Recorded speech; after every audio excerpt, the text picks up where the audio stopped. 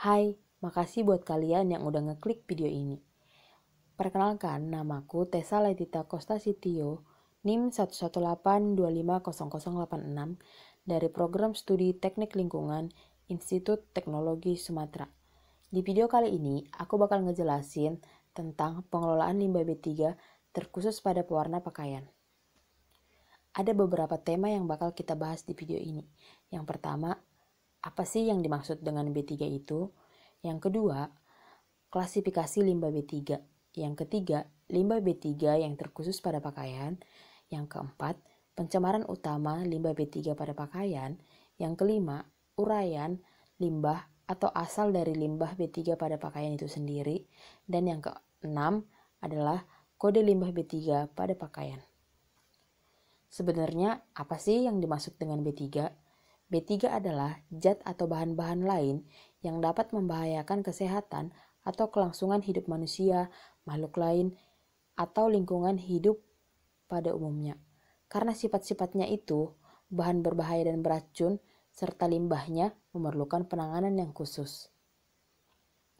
Berdasarkan Peraturan Pemerintah Nomor 101 Tahun 2014, B3 didefinisikan sebagai bahan berbahaya dan beracun sebagai zat, energi, dan komponen lain yang karena sifat, konsentrasi, dan jumlahnya baik secara langsung maupun tidak langsung dapat mencemarkan dan merusak lingkungan hidup dan membahayakan lingkungan hidup, kesehatan, serta kelangsungan hidup manusia dan makhluk hidup lain. Di sini aku mengambil beberapa klasifikasi limbah B3. Yang pertama itu eksplosif atau mudah meledak. Yang kedua, harmful atau berbahaya. Yang ketiga, korosif atau korosif. Yang keempat, karsinogenik atau karsinogenik. Yang kelima, flammable atau mudah menyala. Dan toksik atau beracun. Limbah B3 pada pakaian. Sumber pencemaran. Yang pertama itu proses pengelantakna, pencelupan atau dyeing, pengemburan atau finishing. Yang kedua, proses penggelantangan, pencelupan, dyeing, dan penyemburan atau finishing kain. Yang ketiga, proses pencetakan atau printing kain, termasuk pencetakan motif. Yang kelima, usaha pembatikan serta proses malam atau lilin dilakukan dengan tulis, cap, atau kombinasi. Yang keenam, IPAL yang mengolah efluen. Pencemaran utama limbah B3 pada pakaian.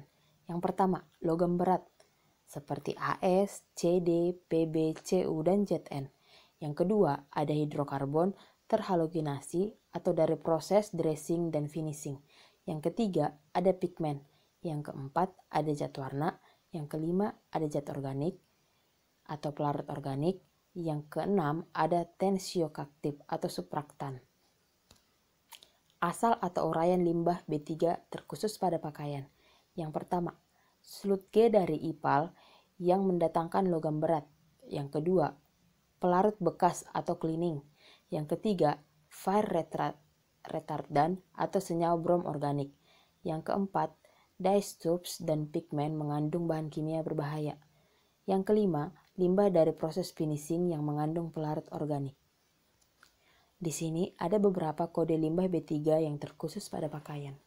Yang pertama itu ada A3221, yang kedua ada A3222, yang ketiga ada A3223, yang keempat ada B3221, dan yang kelima ada B3222.